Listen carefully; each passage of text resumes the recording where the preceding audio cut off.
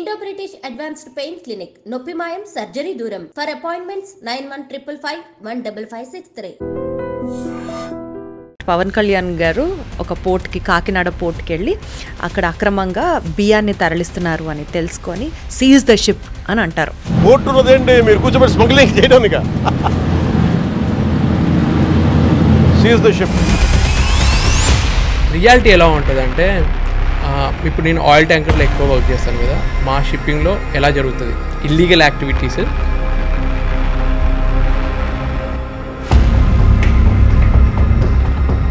Lucky Bhaskar సినిమాలో చూపిస్తారు కదా, టీవీలు, ఫ్రిడ్జ్లు, కార్లని సైతం షిప్ చేస్తారు అని విన్నాం. వేరే కంట్రీలో దొరికే బట్టలకి చాలా డిమాండ్ ఉండేది, అక్కడ నుంచి తెచ్చుకొని ఇక్కడ అమ్మడము, వాచెస్. ఏదన్నా ఒక టఫెస్ట్ ఛాలెంజ్ మీరు టేకప్ చేసింది ఏమన్నా ఉందా? సరే, సూయజ్ కెనాల్లో ఒక కంటైనర్ షిప్ ఎవర్ గివెన్ అనే షిప్ మధ్యలో ఆగిపోతే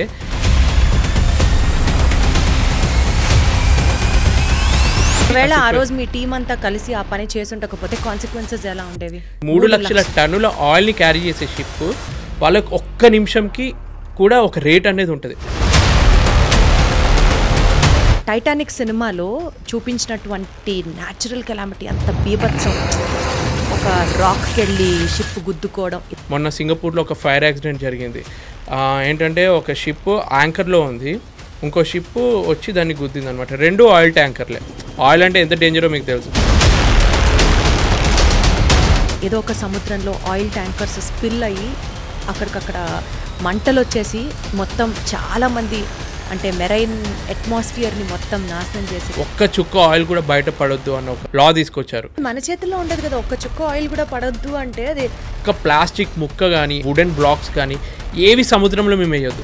పొరపాటున వేసిన శాటిలైట్ తోటి వాళ్ళకి ఇమేజ్ వెళ్తే షిప్ని కూడా సీజ్ చేస్తారు. ఈ కెరియర్ని మీరు ఎంచుకున్నప్పుడు ఎప్పుడైనా సరే were there any point of doubt, ఇది నాకు కరెక్టా? నాకన్నా జూనియర్ మా మదర్ చనిపోయిన తర్వాత వితిన్ 1 వీక్లో ఫాదర్ కూడా చనిపోతే తను షిప్ దిగలేక షిప్లో ఉంటే, సో అప్పుడు మనకు అనిపిస్తుంది కదా. ఇలా నిజంగా ఏదైనా మెడికల్ ఎమర్జెన్సీ మన ఫ్యామిలీకి వచ్చింది అనుకోండి, అప్పుడు అడిగితే పంపిస్తారా షిప్ నుంచి? షిప్ పాకిస్తాన్లో ఉంది, ఇండియన్స్కి ఎలవలేదు దింపడానికి.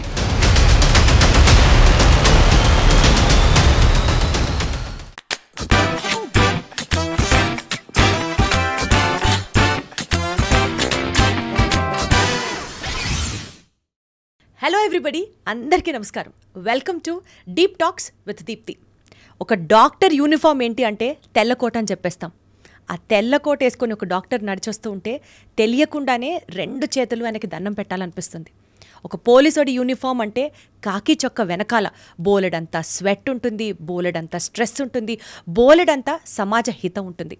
అలాగే ఒక మెరైన్ ఇంజనీర్ కాస్ట్యూమ్ వెనకాల ఒక డిసిప్లిన్ ఉంటుంది, ఒక ప్రొఫెషనలిజం ఉంటుంది, అన్నిటికంటే ఎక్కువ ఒక రెస్పాన్సిబిలిటీ ఉంటుంది. కానీ ఇది కేవలం ఒక కాస్ట్యూమ్ మాత్రమే కాదు. ఆ షిప్లో వెళ్తున్న వాళ్ళ మెషిన్స్కి సంబంధించి మానవ ప్రాణాల దాకా సేఫ్టీ, ఎఫికసీ అండ్ అన్నిటికంటే ఎక్కువ ఎన్నో లైవ్స్ని ట్రాన్స్పోర్ట్ చేస్తున్నాము అన్న ఒక బీభత్సమైన బరువుతో కూడిన బాధ్యత ఉంటుంది. వీటన్నిటి కలయికే is the role of a marine engineer. ఈరోజు మన పాడ్కాస్ట్ షోలో we have a special guest for the show today, and he's none other than marine ఇంజనీర్గా మర్చెంట్ నేవీకి సంబంధించి మేము ఇంట్రడ్యూస్ చేయాలా, ఒక పాపులర్ యూట్యూబర్ అని చెప్పాలో తెలియదు, కానీ మొత్తానికి మన మనిషి అనుకునేటువంటి రాజశేఖర్ గారు మనతో ఉన్నారు. Hello Rajasekhar garu. Hello, thanks for the best introduction. You liked it? Yes. Thank you so much. ఎలా ఉన్నారు? సూపర్. Wonderful wonderful. మీ ఇంటర్వ్యూస్ నేను గతంలో చూసినప్పుడు అసలు ఈయన భలే ఉన్నారే, యూట్యూబ్ మేనేజ్ చేస్తారు, మెరైన్ ఇంజనీర్గా మీ రెస్పాన్సిబిలిటీ హ్యాండిల్ చేస్తారు అని చాలా గొప్పగా అనుకునేదాన్ని. ఈరోజు మిమ్మల్నే నేను ఇంటర్వ్యూ చేయడం, ఇట్ ఈస్ లైక్ రియల్లీ నాకు చాలా మంచిగా అనిపిస్తోంది. సో నాకు కూడా సేమ్ ఫీలింగ్. నేను అప్పుడు బిగ్ బాస్ నుంచి TV9 నుంచి వెళ్ళి ఫాలో అవుతున్నాను. సో మీరు నన్ను ఇంటర్వ్యూ చేయడం కూడా చాలా హ్యాపీ మూమెంట్ నాకు. Thank you so much. To start with అండి, మెరైన్ ఇంజనీర్గా అసలు మీ కెరియర్ని మీరు ఎలా చూస్ చేసుకున్నారు? How did it all start with? Maybe destiny. ఎందుకంటే నేను ఇదే చిన్నప్పటి నుంచి ఒక మెరైన్ ఇంజనీర్ అవుదామని కల పెట్టుకొని వచ్చిన ప్రొఫెషన్ కాదు. నేను యాక్చువల్గా అందరిలాగే మన ఇండియన్ ఫ్యామిలీస్ తెలుగు వాళ్ళు మెయిన్గా అమెరికాకి వెళ్ళి అక్కడ ఎక్కువ డబ్బు సంపాదించాలి ఆ మెంటాలిటీతోటే ఫస్ట్ నా ఇంటర్మీడియట్ అవ్వగానే కంప్యూటర్ సైన్స్ తీసుకుందామని డిసైడ్ అయ్యాను. కాకపోతే నాకు మంచి ర్యాంక్ వచ్చింది, కానీ మంచి కాలేజ్ టాప్ కాలేజ్లో సీట్ రావాలంటే మెకానికల్ ఇంజనీరింగే సీట్ ఉందన్నమాట. సో కంప్యూటర్ సైన్స్ దొరకలేదు. సో మెకానికల్ ఇంజనీరింగ్ మంచి కాలేజ్ అని చెప్పి శ్రీనిధి కాలేజ్లో జాయిన్ అయ్యాను. ఆ టైంకి జాయిన్ అయిన తర్వాత ఇక నేను చదివిన 4 ఏళ్ళు మెకానికల్కి సంబంధించినదే జాబ్ చేస్తే బాగుంటుంది కదా అని ఒక థాట్ వచ్చింది నాకు. మళ్ళీ కంప్యూటర్కి ఎందుకు షిఫ్ట్ అవ్వాలి, అసలు mother of all engineering mechanical engineering అంటే ఒకప్పుడు దానికి ఇంత ప్రిఫరెన్స్ ఉండేదన్నమాట. సో దీనికి రిలేటెడ్గా నాకు ఏదైతే బాగుంటుందో అని సెర్చ్ చేస్తున్నప్పుడు షిప్పింగ్ కార్పొరేషన్ ఆఫ్ ఇండియా వల్ల ఇంటర్వ్యూ ఒకటి ఇట్లా మామూలుగా మనం గవర్నమెంట్ జాబ్స్కి అప్లై చేసినప్పుడు ఎలా అప్లై చేస్తామో ర్యాండమ్గా అప్లై చేశాను. అప్లై చేసి నేను మిస్టేక్ ఏం చేశానంటే మొత్తం ఫామ్ అప్లై చేసి పంపించాను. సడన్గా కాల్ వచ్చింది 1 వీక్ తర్వాత. మా మదర్ ఎత్తారు, హిందీలో మాట్లాడారు అనమాట. మా మదర్కి హిందీ రాదు, కాకపోతే ఏదో ఒకటి మేనేజ్ చేసి కమ్యూనికేషన్ చేసింది. వాళ్ళు ఏం చెప్పారంటే మీ అబ్బాయి ఏదైతే పంపాడో అప్లికేషన్ ఫామ్ అందులో తన పేరు రాయడం మర్చిపోయాడు, ఆయన పేరు చెప్పండి, అప్పుడు అతనికి మేము హాల్ టికెట్ పంపుతామని అన్నారు. సో అప్పుడు మా అమ్మ హిందీ అర్థం కాకపోయినా ఏదో ఒకటి చెప్పి నా పేరు చెప్పి అక్కడ నేమ్ రాపిచ్చింది అనమాట. రాసిన తర్వాత వాళ్ళు నాకు ఎగ్జామ్కి పిలిచి అప్పుడు ఆల్ ఇండియా 2nd ర్యాంక్ వచ్చిందనమాట నాకు. సో అక్కడ నుంచి వెళ్ళి అక్కడ ఇంటర్వ్యూ అటెండ్ అవుతున్నప్పుడు నాకు తెలిసింది ఇలా షిప్లో 6 నెలలు ఉండాల్సి వస్తుంది అని చెప్పి. సో అప్పటి వరకు నా థాట్ ఎలా ఉండేదంటే ఏదో పోర్ట్లో ఒక 6 మంత్స్ వర్క్ చేస్తాము, మళ్ళీ ల్యాండ్లోనే ఉంటుంది కదా పోర్టు, ఏం భయం ఉండదు అన్న ఒక ఫీలింగ్ తోటి ఉన్నాను. కానీ ఆ ఇంటర్వ్యూలో వాళ్ళు అన్నారు 6 మంత్స్ అలా సముద్రం మధ్యలో ఉండాల్సి వస్తుంది మీరు అన్నప్పుడు నాకు అప్పుడు లైట్ వెలిగిందనమాట. ఓహో, అంటే నేను ల్యాండ్ మీద ఉండను, ఇలా పెద్ద షిప్లలో వెళ్ళి సముద్రంలో సేల్ చేయాలని అప్పుడు నాకు తెలిసింది. ఆయన అక్కడ కొంచెం స్మార్ట్గా యాక్ట్ చేసి నాకు ఆల్రెడీ తెలుసు అన్న అబద్ధం ఆడేసి ఇంటర్వ్యూలో సెలెక్ట్ అయ్యాను. సో అప్పటి నుంచి మొదలైందనమాట నా జర్నీ. అంటే తెలియకుండా ఊబిలో పడ్డారు అన్నట్టే అలా ఒక్కసారి ఆ సముద్రం వాటర్ ఒక్కసారి టేస్ట్ చేస్తే అది వదలదు అంటారు, మా షిప్పింగ్ ఫీల్డ్లో అంటారు అనమాట. ఒక్కసారి నువ్వు షిప్ ఎక్కితే దాన్ని మళ్ళీ నువ్వు ఎంత వదులుకోవాలనుకున్నా వదలవు, అందులోనే ఉండిపోవాల్సి వస్తుంది. సో స్టార్టింగ్ అనుకున్నాను 3 years చేస్తే చాలు అని, ఇప్పుడు ఆల్మోస్ట్ 14 years అయింది జర్నీ. సో ఇప్పటి వరకు మీ జర్నీ ఎలా ఉందండి? అప్స్ ఉన్నాయి, డౌన్స్ ఉన్నాయి. బట్ నేను ఒకటి బాగా నమ్ముతాను, మనిషి 1 గంట హ్యాపీగా ఉండాలి అంటే వాళ్ళకి నచ్చిన వాళ్ళతో టైం స్పెండ్ చేయొచ్చు. ఒక రోజు బాగుండాలంటే పాత ఫ్రెండ్స్ని కలవచ్చు. ఒక వారం మంచిగా ఉండాలంటే ఒక టూర్కి వెళ్ళి హ్యాపీగా స్పెండ్ చేయొచ్చు. నెల బాగుండాలంటే పెళ్ళి చేసుకోవచ్చు. ఓన్లీ 1 month వరకు హ్యాపీగా ఉండగలం. కాకపోతే లైఫ్ లాంగ్ మనం హ్యాపీగా ఉండాలి అంటే మనకి నచ్చిన పని, ఒక యూనిక్ పని, అందరూ గుర్తించే పని, మనకి సాటిస్ఫాక్షన్ ఇచ్చే పని చేసే వాళ్ళు ఉంటారు చూడు, వాళ్ళు లైఫ్ లాంగ్ హ్యాపీగా ఉంటారు. సో ఒక విధంగా చెప్పాలంటే అటువంటి ఒక యూనిక్ ప్రొఫెషన్ నాకు దేవుడు కల్పించాడు. ఎవరికి దొరకని ఒక అవకాశం ఇచ్చినందుకు I feel very happy. So and so as Rajasekhar గారు చాలా హ్యాపీగా ఉన్నారు అని అయితే నేను అర్థం చేసుకుంటున్నాను. బికాజ్ మీకు నచ్చిన పని, యునీక్ పని, మీరు చెప్పిన అన్ని క్వాలిఫికేషన్స్తో కూడిన పని మీరు చేస్తున్నారు కాబట్టి. ఎస్, ఓకే, మీరు హ్యాపీగా ఉన్నారు. I can understand that and sense your it in your eyes as well. అయితే సముద్రంలో మీ జాబ్, ఓకే, మీరు సముద్రంలో ఉన్నప్పుడు, మీరు మీ జాబ్లో ఉన్నప్పుడు ఏదన్నా ఒక టఫెస్ట్ ఛాలెంజ్ మీరు టేకప్ చేసింది ఏమన్నా ఉందా? మీరు చూసింది అంటే డెఫినెట్లీ 1-2 కాదు, యూ మస్ట్ హ్యావ్ ఈ 14 years జర్నీలో definitely you must have encountered many toughest challenges. నిజంగా ఈ ప్రొఫెషన్ ఇంత టఫ్ ఉంటుందా, ఇంత ఛాలెంజింగ్ ఉంటుందా అని మేము అర్థం చేసుకోవడానికి అడుగుతున్నాం మిమ్మల్ని ప్రశ్న. ఇప్పుడు టఫెస్ట్ ఛాలెంజ్ అంటే 2 విధాలుగా ఆన్సర్ చేయొచ్చు. ఒకటి మొత్తం ప్రొఫెషన్కి రిలేటెడ్, ఇంకొకటి అందులో పనిచేస్తున్న మనుషుల సైకాలజీని బట్టి, అంటే వాళ్ళు పర్సనల్గా ఏదైనా ప్రాబ్లంలో ఉన్నప్పుడు ఆ సొల్యూషన్ ఫైండ్ అవుట్ చేయడం. ఈ 2 విషయాల్లో ఫస్ట్ది ప్రొఫెషనల్గా ఏంటంటే షిప్ ఒక కంజెస్టెడ్ ఇంపార్టెంట్ ప్లేస్లో వెళ్తుంది. షిప్కి ఇంపార్టెంట్ అంటే నియరెస్ట్ పోర్ట్ దగ్గరికి వెళ్ళినప్పుడు కానీ, సూయేజ్ కెనాల్ క్రాస్ చేస్తున్నప్పుడు కానీ చాలా జాగ్రత్తగా ఉండాలి. ఒకవేళ మీకు తెలిసే ఉండొచ్చు, ఒకసారి సూయేజ్ కెనాల్లో ఒక కంటైనర్ షిప్ ఎవర్ గివెన్ అనే షిప్ మధ్యలో ఆగిపోతే ఆల్మోస్ట్ ట్రాఫిక్ జామ్ అయినట్టు ఆగి ప్రపంచంలో ఆల్మోస్ట్ ట్రేడ్ అంతా నిలిచిపోయిందనమాట. సో అటువంటి కొన్ని ఇంపార్టెంట్ పోర్ట్స్లో సడన్గా షిప్లో ఉన్న ఇంజన్కి ఏదైనా ప్రాబ్లం వస్తే అది అప్పటికప్పుడు సాల్వ్ చేయాలి. అలాంటి ఒక సిచ్యువేషన్ ఒక పోర్ట్కి రీచ్ అవుతున్నప్పుడు పక్కన కొన్ని షిప్పులు ఉన్నాయన్నమాట. సో అటువంటి సిచ్యువేషన్లో ఏంటంటే షిప్ ఇంజన్కి ప్రాబ్లం వచ్చిందంటే అది ఆగిపోతుంది షిప్. అది మొత్తము ఆ వాటర్ అలలకి ఒక ప్లేస్లో ఉండదు, అటు ఇటు వెళ్తూ ఉంటుంది, పక్కనున్న షిప్ గుద్దుకునే ఛాన్స్ ఉంటుంది, లేదంటే దగ్గరలో ల్యాండ్ ఉంటే అక్కడ గ్రౌండింగ్ అయ్యే ప్రమాదం ఉంటుంది అనమాట. సో అటువంటి సిచ్యువేషన్ ఒకసారి వచ్చినప్పుడు, సో షిప్లో మా ఇంజన్ డిపార్ట్మెంట్లో ఒక 10 మంది ఉంటామనుకోండి, 10 మందితోటి 3 గంటల్లో ప్రాబ్లం క్లియర్ చేయొచ్చు. అప్పుడు 3 hours కూడా లేదు, విత్ ఇన్ 1 hourలో ఆ ప్రాబ్లమ్ని సాల్వ్ చేయాల్సి వచ్చింది. అంటే ఇంజన్లో మెయింటెనెన్స్ చేయాల్సి వచ్చింది, ఒక బ్రేక్ డౌన్ వచ్చింది. సో అప్పుడు ఏం చేసామంటే, మాది ఇంజన్ డిపార్ట్మెంట్, సో షిప్లో డెక్ డిపార్ట్మెంట్ అని కూడా ఉంటుంది. సో 10+ వాళ్ళు ఒక 11 members వాళ్ళ హెల్ప్ కూడా తీసుకొని, చీఫ్ కుక్ ఇంకా జిఎస్ అని ఇంకొకరు 2 ఉంటారనమాట, అంటే ఫుడ్ డిపార్ట్మెంట్ వాళ్ళ హెల్ప్ కూడా తీసుకొని, అందరు మీరు రావాల్సిందే ఎమర్జెన్సీ సిచ్యువేషన్ అని చెప్పి ఆ టైంలో ఆ ప్రాబ్లమ్ని మేము ఒక టీం వర్క్ లాగా సాల్వ్ చేసి షిప్ని 1 hourలో రెడీ చేసాము. అటువంటి సిచ్యువేషన్స్ ఒక టీం వర్క్ తోటి మనం తొందరగా చేయొచ్చు అని ప్రాక్టికల్గా తెలుసుకున్నాను. అంటే నేను ఒక్కనే గొప్ప చేశాను అనట్లేదు, మా టీం మొత్తం కష్టపడి. ఒకవేళ ఆ రోజు మీ టీం అంతా కలిసి ఆ పని చేసి ఉండకపోతే కాన్సిక్వెన్సెస్ ఎలా ఉండేవి? చాలా పెద్ద కాన్సిక్వెన్సెస్ ఉంటాయి. అంటే ఒకవేళ వెళ్ళలేకపోయింది అనుకో, షిప్ నడవలేదు అనుకో, అది మెల్లమెల్లగా డ్రిఫ్టింగ్ అయ్యి పక్కనున్న ల్యాండ్కి కింద మట్టిలో అది ఇరుక్కుపోతే గ్రౌండింగ్ అని అంటారు అనమాట. అది ఇరుక్కుపోతే మళ్ళీ దాన్ని లాగడం కష్టం, అక్కడే ఉండిపోద్ది. మళ్ళీ పెద్ద పెద్ద టగ్గులు తీసుకొచ్చి అది ఆగిపోతే వెనకాల ఉన్న షిప్పులు కానీ అటు నుంచి వచ్చే షిప్పులు కానీ డైవర్ట్ అవ్వడం కష్టం అవుతుంది. అటువంటి కొన్ని ఉంటాయి అన్నమాట. ఇంకా కమర్షియల్ లాస్ కూడా ఎక్కువ ఉంటుంది. ఒక షిప్లో ఇప్పుడు నేను వర్క్ చేసే ఆయిల్ ట్యాంకర్ VLCC అని అంటారు, 3 లక్షల టన్నుల ఆయిల్, 1 టన్ అంటేనే 1000 kgs ఉంటుంది. అటువంటిది 3 లక్షల టన్నుల ఆయిల్ని క్యారీ చేసే షిప్, వాళ్ళకి 1 నిమిషంకి కూడా ఒక రేట్ అనేది ఉంటుంది.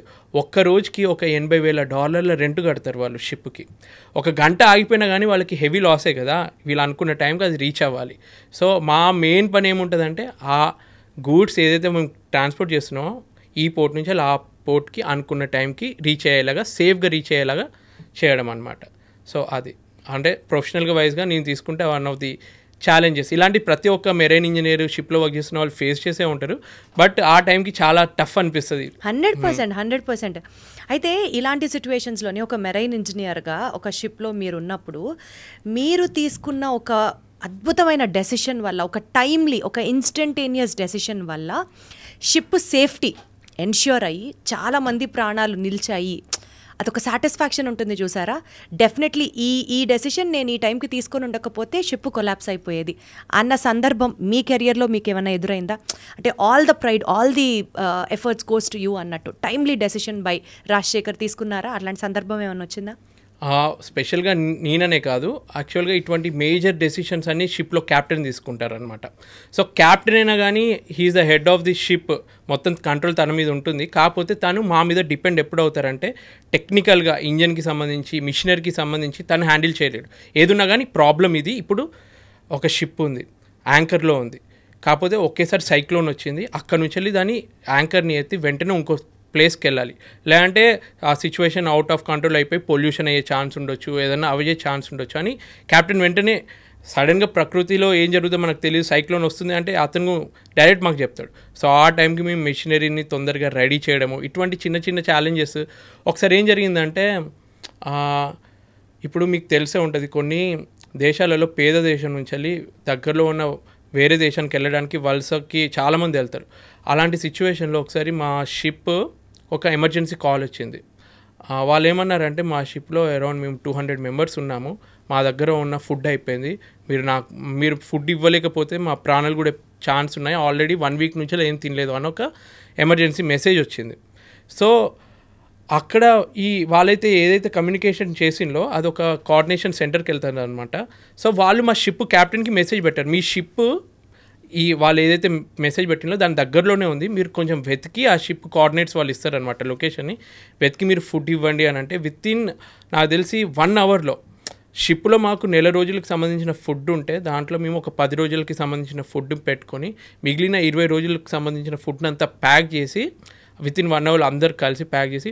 ఇక్కడ డిఫికల్టీ ఏంటంటే, మేము అనుకున్న రూట్లో షిప్ డైవర్ట్ చేయాలి వాళ్ళని వెతకడానికి. బయట వ్యక్తులందరూ ఆ బైనాక్యులర్స్ పెట్టుకొని పొజిషన్ వాళ్ళు ఒకటి చెప్తారు, కానీ సముద్రంలో మన రోడ్లో అయితే ఎగ్జాక్ట్ పొజిషన్ చెప్తే మనం అక్కడికి వెళ్ళొచ్చు. షిప్లో సముద్రంలో ఎలా ఉంటుందంటే, ఆ పొజిషన్కి వెళ్ళిన తర్వాత ఆ బోట్ అక్కడ ఉండదు, అది కూడా డ్రిఫ్ట్ అవుతూ వేరే పొజిషన్కి వెళ్ళిపోతుంది. మళ్ళీ అక్కడి నుంచి వాళ్ళని ఇంకొంచెం వెతుకుతూ ఉండాలన్నమాట. అదృష్టం కొద్దీ వాళ్ళని మేము అనుకున్న పొజిషన్కి వెళ్ళిన తర్వాత కూడా దొరకపోతే ఒక 2 గంటలు ఇంక ఎక్స్ట్రా వెతికి తర్వాత వాళ్ళు దూరం నుంచి కనిపిస్తే ఏదైతే మేము ఫుడ్ అంతా ప్యాక్ చేసింది ఉందో ఆ ఫుడ్ అంతా వాళ్ళకి క్రెయిన్ తోటి వాళ్ళతోటి పాస్ చేస్తే ఒక తెలియని హ్యాపీనెస్ అనమాట. ఇప్పుడు 100% అసలు మనము బాగా ఆకలితో ఉన్న వాళ్ళకి ఒక చిన్న ఫ్రూట్ ఇచ్చినా వాళ్ళకి ఎంత హ్యాపీనెస్ ఉంటుందో దానికన్నా ఎక్కువ మనకి హ్యాపీనెస్ వస్తుంది, అబ్బా వాళ్ళ ఆకలి తీర్చాము అని చెప్పి. సో దోస్ మూమెంట్స్, ఇది ప్రొఫెషనల్గా గొప్ప మూమెంట్ కాకపోయినా కానీ మనకి సైకలాజికల్గా మైండ్కి చాలా హ్యాపీనెస్ ఇచ్చే మూమెంట్ అంటే అది 100% ఇది ప్రొఫెషనల్గా కూడా చాలా గొప్ప మూమెంట్. ఎందుకంటే ఒక ప్రొఫెషన్లో ఉంటున్నప్పుడు ఇతరులకి లైఫ్ సేవ్ చేసేలాంటి గొప్ప ఆపర్చునిటీ కల్పించడం దొరకడం అనేది that is really a blessed opportunity. నేను అలాగే ఫీల్ అవుతాను. సో బేసికల్గా అండి, ఇప్పుడు మీరు ఈ డిజాస్టర్ సిచ్యువేషన్ గురించి చెప్పారు కాబట్టి నాకు ఇప్పటికిప్పుడు వస్తున్న థాట్, టైటానిక్ సినిమాలో చూపించినటువంటి న్యాచురల్ కెలామిటీ అంత బీభత్సం, ఒక రాక్కి వెళ్ళి షిప్ గుద్దుకోవడం, ఇదంతా అది కూడా జరిగిన వాస్తవమైన కాదని వాళ్ళు సినిమాగా తీశారు కదా. ఇలాంటి సినిమాటిక్ ఎక్స్పీరియన్సెస్ అని కాదు, బట్ నిజ జీవితంలో కూడా మీరు ఎప్పుడన్నా ఎన్కౌంటర్ చేశారా మీ షిప్లో when you are travelling on the sea? అదృష్టం కొద్దీ ఆ సిచ్యువేషన్ నాకు రాలేదు, ఎందుకంటే అటువంటి సిచ్యువేషన్ వస్తే అంటే అలా జరిగినా కూడా సర్వైవ్ అయిన సిచ్యువేషన్ అంత భయంకరంగా ఎప్పుడన్నా ఎన్కౌంటర్ చేశారా ఇస్ వాట్ ఐ మెంట్.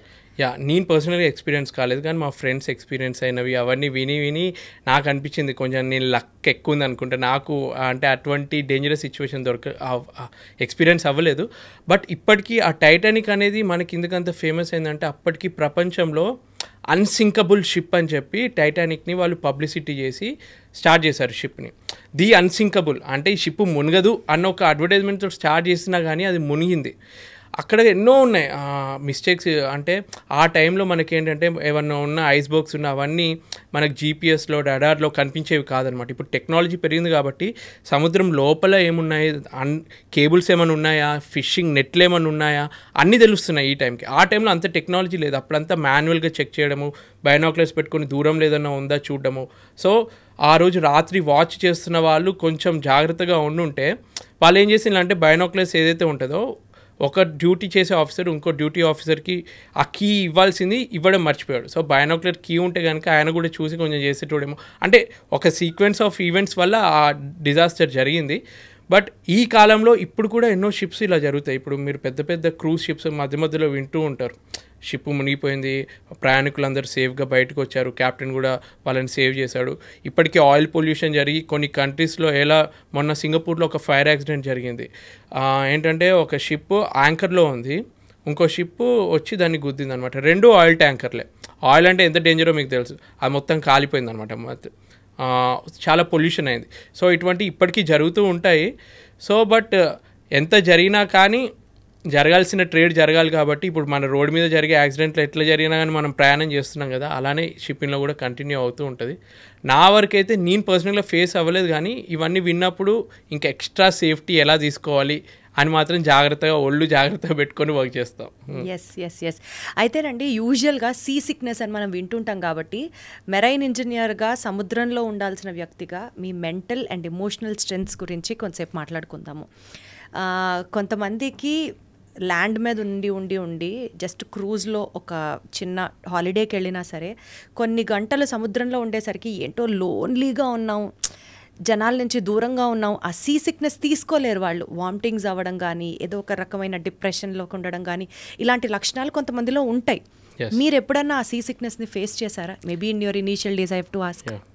షిప్లో స్టార్టింగ్ జాయిన్ అయినప్పుడు అప్పటి వరకు నా లైఫ్ మొత్తం ఇంట్లో వాళ్ళతోటి, చిన్న కొడుకుని కాబట్టి చాలా అల్లారు ముద్దుగా అడిగింది ప్రతీదీ ఇచ్చి, అంటే ఒక బాధ్యత లేకుండానే పెరిగాను అనుకో. అంటే వాళ్ళు చిన్నప్పుడు బాగా కష్టపడి వాళ్ళు ఉన్నారు కాబట్టి కనీసం మా పిల్లలకైనా అన్నీ వాళ్ళకి వీలైనంతగా ఇద్దామన్నట్టు, ఇంకా చిన్న కొడుకు ఎక్కువ ఉంటుంది కాబట్టి అలానే పెంచారు నన్ను. అంటే ఇప్పటికీ బయటికి వెళ్ళి ఏమైనా సామాన్ తీసుకురా అన్నా కానీ వాడికి ఎందుకు పని చెప్తున్నావు, నువ్వు వెళ్ళి తేవచ్చు కదా అని చెప్పి అమ్మ అంటుంది అనమాట. ఆ రేంజ్లో పెరిగిన ఒక అబ్బాయిని సడన్గా షిప్లో వదిలేస్తే ఎలా ఉంటుంది?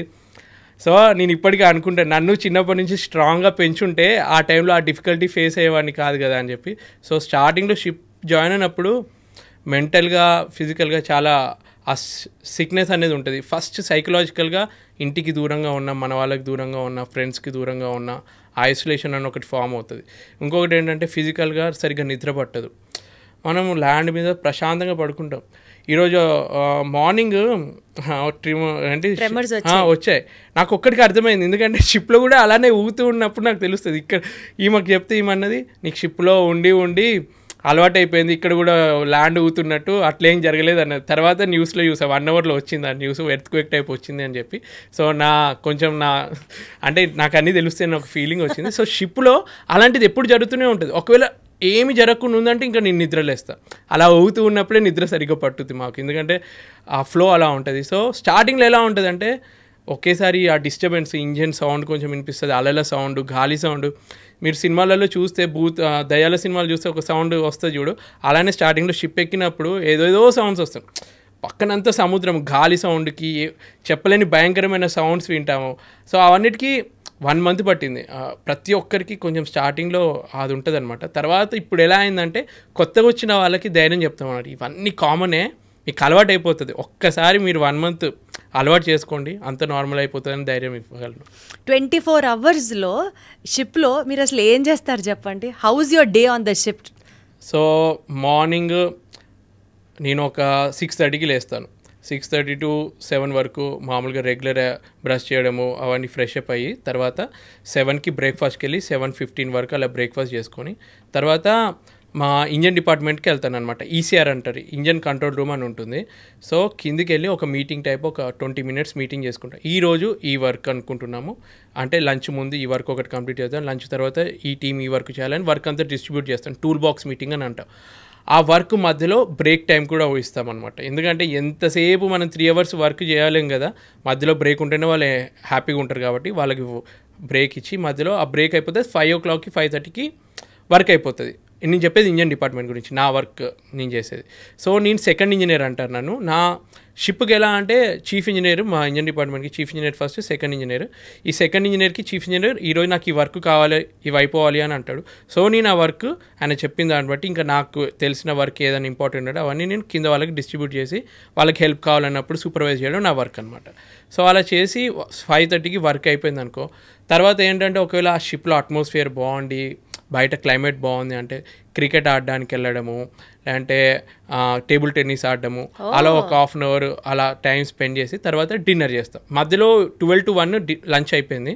ఇప్పుడు ఏదైతే మేము 5 to 6 క్రికెట్ కానీ ఏదైనా గేమ్ ఆడిన తర్వాత డిన్నర్ చేసేస్తాం. డిన్నర్ అయిపోయిన తర్వాత డిన్నర్ అంటే నిజం చెప్పాలంటే యాక్చువల్గా మనం ఫాలో అవ్వాల్సిన డిన్నరే అది. మార్నింగ్ 7 to 7:30 మా breakfast, 12 to 12:30 lunch, 6 to 6:30 dinner. అదంతా నాకు అలవాటు. ఇంటికి వచ్చిన తర్వాత వీళ్ళు ఆ ఫుడ్ పెట్టకపోయేసరికి మొత్తం నాకు చిరాకు వేస్తూ ఉంటుంది, వీళ్ళు ఇంకా పెట్టట్లేదని చెప్పి. సో అలా 6:30కి వరకు డిన్నర్ అయిపోయిన తర్వాత నేనేం చేస్తానంటే మ్యాక్సిమం ఒక్కడిని ఉండడానికి ఇష్టపడను. ఆల్రెడీ షిప్లో ఏదో లోన్లీ ఫీలింగ్ ఉంటుంది. సో నాకు ఒక గ్యాంగ్ని ఫామ్ చేసుకుంటాను. ఒక లిమిటెడ్ ఉన్నా కానీ 3-4 members పక్కా నాకు గ్యాంగ్ ఉండాలన్నమాట.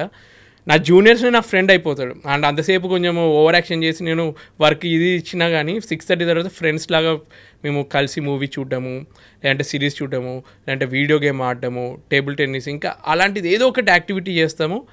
ఇంకా నాకు అప్పుడప్పుడు యూట్యూబ్ వీడియోస్కి ఎడిట్ చేసుకోవడము, నాకు 1 hour మినిమం డైలీ పెట్టుకుంటాను. ఆ 1 hourలో వీడియో ఏదో ఒకటి షూట్ చేసుకోవడము, ఎడిట్ చేసుకోవడము. ఈమెకి అది చాలా లో క్వాలిటీలో దాన్ని కన్వర్ట్ చేసుకొని మళ్ళీ మా వైఫ్కి పంపితే తను ఏదో అడ్జస్ట్మెంట్ చేసి హై క్వాలిటీకి తెచ్చి పోస్ట్ చేయడము, అలా అన్న రొటీన్ ఇలా జరుగుద్ది. నాకు మెయిన్గా నచ్చే పాయింట్ ఏంటంటే డిన్నర్ తర్వాత 2-3 hours నేను స్పెండ్ చేస్తాను చూడు, వాళ్ళతో కూర్చొని టీవీ చూడడము, సిరీస్ చూడడము, అందులోనే మొత్తం ఎనర్జీ లెవెల్స్ పెరుగుతాయి అనమాట, రిఫ్రెష్ అయిపోతాం మేము. కరెక్ట్ చాలా అవసరం కూడా. బేసికల్గా అండి బిగ్ బాస్ హౌస్కి వెళ్తే టైము, సెల్ ఫోను, న్యూస్ పేపర్లు ఇవేమీ ఉండవు.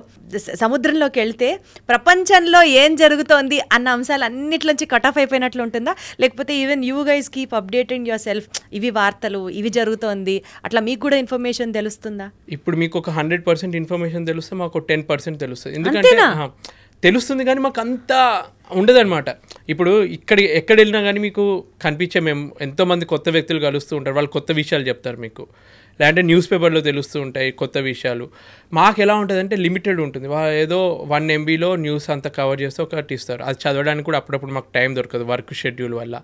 మాట్లాడే కొంచెం టైం ఉంటే ఇంట్లో వాళ్ళతోటే మాట్లాడతాం. ఇంట్లో వాళ్ళు అరే ఇక్కడ ఇది జరిగిందంటే అని వరల్డ్లో జరిగే విషయాలు ఏం చెప్పరు. ఇంట్లో జరిగే అత్తగూడల విషయాలు లేదంటే వాళ్ళతో పాప చేసే అల్లరి విషయాలు అవి వాటితోటి టైం అయిపోతుంది. సో ప్రపంచం గురించి మాకంత పట్టింపు ఉండదు. అప్డేట్ అవ్వలేరు అయితే మ్యాక్సిమం అవ్వను. జస్ట్ ఈ సోషల్ మీడియాలో ఉన్నాను, ట్రెండింగ్ టాపిక్స్ ఏంటో తెలుసుకుందాం అని చెప్పి అప్పుడు వైఫ్ని అడిగి కొంచెం చెప్పమ్మా ఏం నడుతుంది ఇది అంటే ఆమె కూడా చిరాగ్గా నాతో మాట్లాడవు కానీ నీకు ఎంతసేపు యూట్యూబ్ దాని గురించే ఇన్ఫర్మేషన్ కావాలంటావు అని చెప్పి ఏదో కొంచెం ఇన్ఫర్మేషన్ ఇస్తుంది. అసలు ఎట్లా రాజశేఖర్ గారు ఈ ప్రొఫెషన్లో ఉంటూ యూట్యూబ్ని కూడా బ్యాలెన్స్ చేయాలని మీకు ఎట్లా వచ్చింది థాట్ అసలు? అంటే నాకు చిన్నప్పటి నుంచి వెళ్ళి అదొక తెలియని ఎగ్జైట్మెంట్ అనమాట. అంటే స్కూల్లో ఉన్నప్పుడే ఫస్ట్ షో సినిమాలకు వెళ్ళి మా స్కూల్ ఫ్రెండ్స్ అందరికీ రివ్యూలు చెప్పడము. మా అన్నయ్యకి ఏంటంటే డ్యాన్స్ బాగొచ్చు అని తను ఎప్పుడూ ముందే ఉండి అన్ని స్టేజ్ల పర్ఫార్మెన్స్కి తను తీసుకెళ్ళేది. నాకు అంత ప్రిఫరెన్స్ ఇచ్చేటోళ్ళు కాదు. సో అప్పటి నుంచి అది ఏదో ఇన్ఫీరియారిటీ కాంప్లెక్స్ అంటారు కదా, నాకు టాలెంట్ లేదనుకుంటున్నారా మీరు, నన్ను ఎందుకు ఇంపార్టెన్స్ ఇవ్వట్లేదు, నేను రుజువు చేయాలి అని చెప్పి వచ్చిన థాట్. అదృష్టం కొద్దీ ప్రతి ఒక్కరికి ఒక్కరే నాకు ఇంట్రెస్ట్ ఉంటే నేను ఒక్కనే చేయాల్సి వస్తుంది కదా. నాకేంటంటే నా ఇంట్రెస్ట్ తోటి నా వైఫ్ని, మా మదర్ని, ఇప్పుడు మా అత్తయ్య మామయ్యల్ని, అదితి వాళ్ళ చెల్లెన్ని, వాళ్ళ హస్బెండ్ని ప్రతి ఒక్కరిని ఇన్వాల్వ్ చేసి వాళ్ళ ఇంట్లో ఇట్లా పక్కన ఉంటే ఏదైనా ఐడియా వస్తే వాళ్ళతో కూడా వీడియో చేసి పెడతాను అనమాట. సో ఫ్యామిలీ యూట్యూబ్ చేసేస్తున్నారు అయితే అసలు. Good very happy for you. యాక్చువల్గా ఈ పాయింట్ అంటే మీ ప్రొఫెషన్ అనే కాదు ఎవరినైనా సరే అడగచ్చు, బట్ ఎస్పెషలీ మిమ్మల్ని ఎందుకు అడుగుతున్నానంటే అసలుకే ఒంటరిగా ఉంటారు, అసలుకే హ్యూమన్ రిసోర్సెస్ మీకు చాలా లిమిటెడ్గా ఉంటాయి. ఇలాంటి సిచ్యువేషన్లో ఈ కెరియర్ని మీరు ఎంచుకున్నప్పుడు ఎప్పుడైనా సరే were there any point of doubt, ఇది నాకు కరెక్టా, ఈ ప్రొఫెషన్లో నేను కంటిన్యూ అవ్వగలనా, ఈ ప్రొఫెషన్లో ఉంటే నేను ఇంకెంతకాలం ఫ్యామిలీకి దూరం అవ్వాలి, లేదా అనవసరంగా ఒక రెగ్రెట్ అనమాట, నేను ఈ ప్రొఫెషన్ చూస్ చేసుకోకుండా ఉండాల్సిందే, అలాంటి డౌట్ కానీ లేకపోతే ఇన్సెక్యూరిటీ కానీ లేకపోతే రెగ్రెట్ కానీ ఎప్పుడన్నా మీరు ఫీల్ అయ్యారా? నిజం చెప్పాలంటే ప్రతి ఒక్క హ్యూమన్కి ఏ జాబ్ చేస్తున్నా కానీ ఏదో ఒక పాయింట్ ఆఫ్ మూమెంట్లో టెంపరీగా అనిపిస్తుంది, అరే ఎందుకున్నానరా బాబు, అంటే ఇది కాకుండా ఇంకా వేరే సిచ్యువేషన్లో ఉంటే బాగుండన్న థాట్ వచ్చినట్టే ఫ్రాంక్గా చెప్పాలంటే నాకు వచ్చింది. అలాంటి కొన్ని మూమెంట్స్ ఏంటంటే డాడీకి నాన్నకి హార్ట్ స్ట్రోక్ వచ్చినప్పుడు ఆ టైంలో నేను షిప్ దిగి డాడీ దగ్గరికి వెళ్ళలేను. అదృష్టం కొద్దీ మా బాబాయి వాళ్ళందరూ కేర్ తీసుకొని ఇప్పుడు అంతా ఓకే అయిపోయింది. కానీ అటువంటి మూమెంట్లో మా వైఫ్కి కార్ యాక్సిడెంట్ అయ్యి ఇక్కడ నోస్ ఇక్కడ కట్ అయ్యి కుట్లు పడ్డప్పుడు అంటే అవన్నీ సడన్గా తెలిసిన మూమెంట్లో నేను షాక్లో ఉండిపోతాను. ఫస్ట్ ఆఫ్ ఆల్ ఏంటంటే మా ఇంట్లో వాళ్ళు చెప్పారు తొందరగా. మా డాడీకి హార్ట్ స్ట్రోక్ వచ్చిన విషయం మా మమ్మీ నాకు చెప్పలేదు. 1 డే తర్వాత మా బాబాయ్ నాకు చెప్పారనమాట, ఇలా హార్ట్ స్ట్రోక్ వచ్చింది, నీకు వీలైతే తొందర రా అని చెప్పి. చెప్తేనే కదా నేను ఏమైనా అరేంజ్మెంట్స్ చేసుకోగలను. కానీ షిప్ మధ్యలో ఉన్నప్పుడు పర్మిషన్ దొరకలేదు. సేమ్ అద్వితి కార్ యాక్సిడెంట్ అయినప్పుడు కూడా అదే సిచ్యువేషన్. ఫోన్ చేసి ఆ రోజు నేను రెగ్యులర్గా ఒక టైంకి మాట్లాడతానమాట. నా టైమింగ్స్ చేంజ్ అవుతూనే ఉంటాయి. ఇప్పుడు ప్రపంచం మొత్తం తిరుగుతూ ఉంటాయి కాబట్టి ఒక్కొక్క రోజుకి నాకు ఒక టైం ఉంటుంది, ఈమెకు ఒక టైం జోన్ ఉంటుంది. నేను కాకపోతే తనకు తెలుస్తుంది ఇప్పుడు ఈ టైం జోన్లో ఉన్న నాకు మెసేజ్ చేస్తాడు అని చెప్పి. అలా మెసేజ్ చేస్తూ ఒకరోజు రిప్లై ఇవ్వలేదు. 2 గంటల తర్వాత రిప్లై ఇచ్చింది. అప్పటికి కార్ యాక్సిడెంట్ అయిపోయి ఆమె హాస్పిటల్లో ఉండి ఆ సర్జరీకి ప్లాన్ చేస్తున్నప్పుడు వరకు కూడా ఆమె చెప్పలేదు ఇట్లా యాక్సిడెంట్ అయ్యి నేను హాస్పిటల్లో ఉన్నా అని చెప్పి. నెక్స్ట్ డే మా అత్తయ్యకి ఫోన్ చేసి మాట్లాడుతుంటే మా అత్తయ్య చెప్పింది ఇట్లా హాస్పిటల్లో జాయిన్ అయింది, ఇట్లా యాక్సిడెంట్ అయింది. మా డాడీకి ఫోన్ చేసి మాట్లాడుతుంటే మా డాడీ ఏడుస్తూ ఇట్లా యాక్సిడెంట్ అయింది అని చెప్తే ఎవరైనా ఏడుస్తే ఇంకా టెన్షన్ వస్తుంది, ఇంకేదన్నా జరిగిపోయిందా అని అది ఉంటుంది చూడు. తర్వాత నువ్వు ఫోన్ పెట్టి అని చెప్పి మా అత్తయ్య ఫోన్ చేసిన. అత్తయ్య అయితే కొంచెం ఏడవకుండా కొంచెం చెప్తుందని చెప్పి ఫోన్ చేసి మాట్లాడితే ఏం కాలేదు, సర్జరీ చేస్తారు, 3-4 కుట్లు వేస్తారంట, నయమైపోతుంది అని అన్నారు. కాకపోతే ఆ టైంలో వాళ్ళకి కావాల్సింది ఏంటి, నేను పక్కనుంటే బాగుండు అని ఒక అది ఉంటుంది చూడు, అది లేదు. తనకు కావాల్సిన టైంలో నేను ఉండట్లేదు. అంటే నాకు కావాల్సిన ప్రతి టైంలో నాకు చిన్న జ్వరం వచ్చినా కానీ నేను మరీ ఓవర్ చేస్తాను. చిన్న జ్వరం వచ్చినా కానీ ఏదో జరిగినట్టు మొత్తం ఇట్లా చిన్న పిల్లలాగా అయిపోతాను. వాళ్ళు వచ్చి అన్ని సేవలు చేయాలన్నమాట. సో వాళ్ళు అంత చేసినప్పుడు వాళ్ళకి అవసరం ఉన్నప్పుడు లేను. పాప పుట్టినప్పుడు, డెలివరీ అయినప్పుడు, ఆపరేషన్ అయింది, సిజరీన్ ఆపరేషన్ అయినప్పుడు కూడా నేను లేను. అటువంటి సిచ్యువేషన్లో అనిపిస్తుంది అనవసరంగా ఇది చూస్ చేసుకున్నానేమో అని చెప్పి. బట్ చేయాలి, ఎవరో ఒకరు చేయాలి. ఒక మంచి జాబే చేస్తున్నాం కదా, అంటే ప్రపంచానికి పనికొచ్చే జాబ్. నాకు ఎవరైనా డబ్బు కోసమే చేస్తారు కానీ ఒక సాటిస్ఫాక్షన్ కూడా ఇచ్చే జాబు, అందరికీ పనికొచ్చే జాబ్ చేస్తున్నానని ఒక దాంతో దాన్ని కప్పిపుచ్చుకుంటా. గ్రేట్ అండి, మీరు నిజంగా మామూలు గ్రేట్ కాదు. యాక్చువల్గా ఇలాంటి థాట్స్ వచ్చినప్పుడు మీకు మీరు ఎలా ధైర్యం చెప్పుకుంటారు? నేను వేరే వాళ్ళతో కంపేర్ చేసుకుంటాను.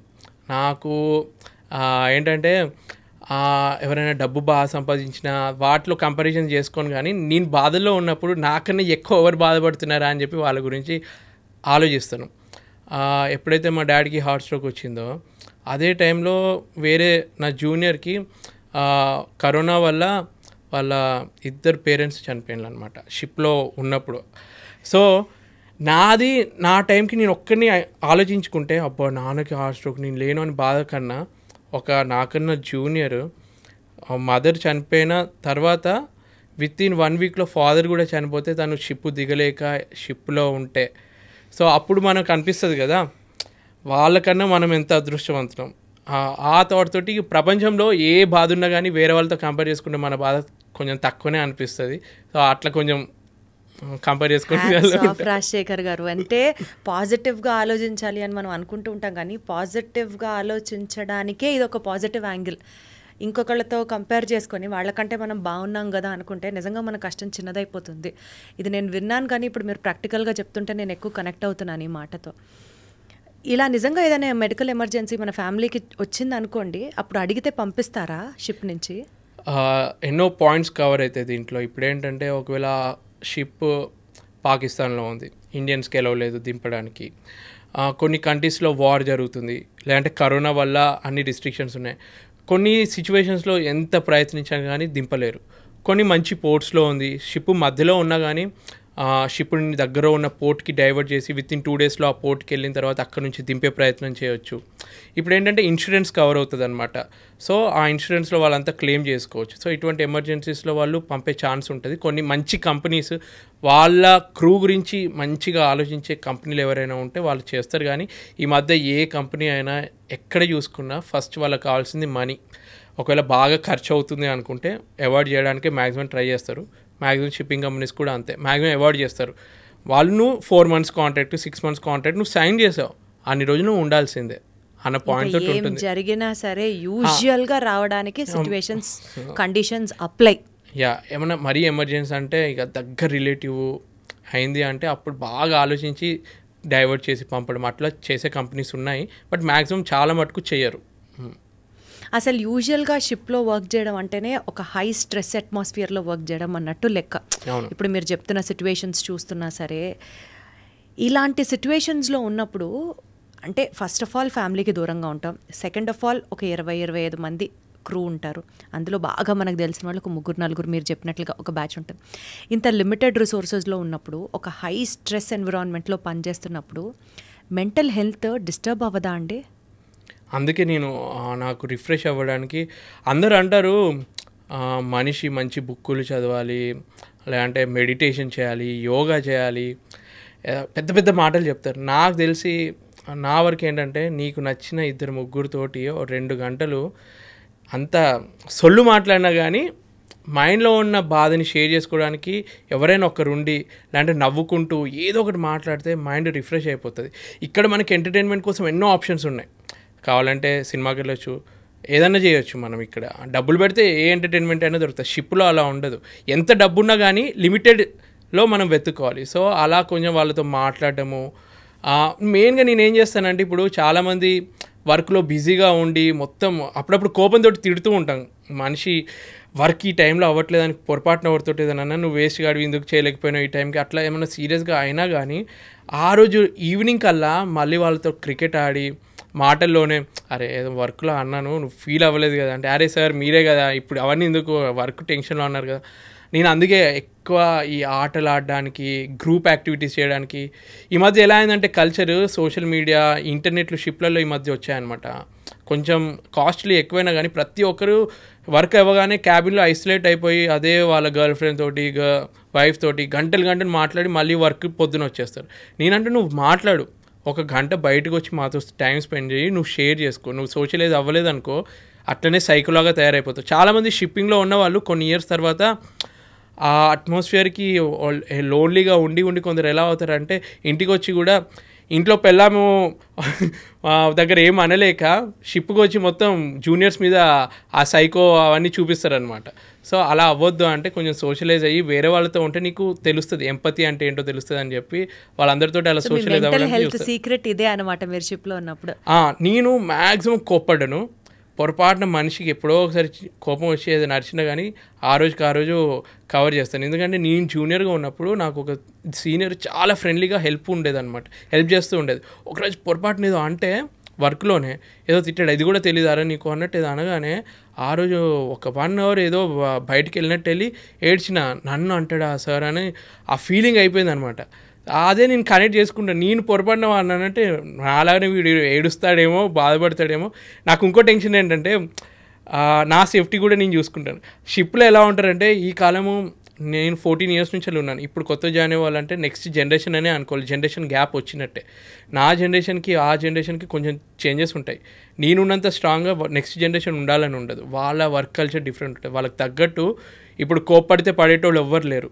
నేను ఏదన్నా అంటే వాడు కూడా తిరిగి అనే టైప్లో తయారయ్యారు. సో వాళ్ళకి తగ్గట్టు కొంచెం మేనేజ్ చేసుకుంటూ ఫ్రెండ్లీగానే ప్రేమతోటి మేనేజ్ చేయడానికి ట్రై చేస్తాను మీరు అనుకుంటున్నారు. నైస్. ఇప్పుడు మీరు ఎంత ఫ్రెండ్లీ రిలేషన్ హ్యాండిల్ చేయాలని చూసుకున్నా, సిచ్యువేషన్స్ అక్కడ ఎమికబుల్గా ఉండాలన్నట్టు మీరు ప్లాన్ చేసినా, మీ వంతు పరంగా మీరు ఎఫర్ట్స్ పెట్టినప్పటికీ కూడా కొన్నిసార్లు డెఫినెట్లీ ఎమోషనల్ బ్రేక్ డౌన్స్ అనేవి షిప్లో జరుగుతూ ఉంటాయి. లైక్ ఫర్ ఎగ్జాంపుల్ అనుకోకుండా ఎవరికన్నా హెల్త్ బాగాలే అప్పటికప్పుడు ఆ షిప్ ట్రావెల్ చేస్తున్నప్పుడు ప్రాణాలు పోయినా, మెడికల్ ఎమర్జెన్సీస్ అరైజ్ అయినా మీకు డాక్టర్స్ అవైలబుల్ ఉంటారా? లేకపోతే సపోజ్ ఒక డెత్ జరిగింది షిప్లో మీరు ట్రావెల్ చేసేటప్పుడు, how do you handle that situation అండి? అంటే అంతసేపు ఒక లైఫ్ స్టైల్ మంచిగా అలవాటు పడము, పొద్దు నుంచి సాయంత్రం వరకు చేయడము, ఆడుకుంటున్నాము. ఒకేసారి సడన్గా ఏదైనా పోర్ట్లో రీసెంట్గా జరిగిన ఇన్సిడెంట్ ఏంటంటే ఒక పోర్ట్లో చాలా స్ట్రెస్ఫుల్గా కొత్తగా చీఫ్ ఆఫీసర్ జాయిన్ అయ్యాడు. చీఫ్ ఆఫీసర్ అంటే ఏంటంటే ఆ షిప్లో లోడింగ్, అన్లోడింగ్, డెక్ మీద సంబంధించిన మెయింటెనెన్స్.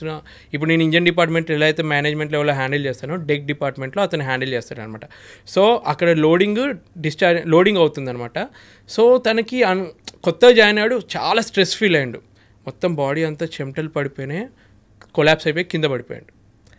అక్కడ పెద్ద ఇంపార్టెంట్ ఆపరేషన్ జరుగుతుంది, అతను కొలాప్స్ అయ్యి కింద పడిపోయాడు. అదృష్టం కొద్దీ అది పోర్ట్లో ఉంది కాబట్టి వెంటనే అతన్ని అంబులెన్స్ రప్పించి అక్కడ నుంచి హాస్పిటల్కి షిఫ్ట్ చేశాం. బట్ జరిగిన ఒక 10 minutes ఆ షిప్లో అట్మాస్ఫియర్ వల్ల మాకు ఆల్మోస్ట్ ఒక 10 days వరకు సైకలాజికల్గా ఆ ఫీలింగ్ ఉంటుంది.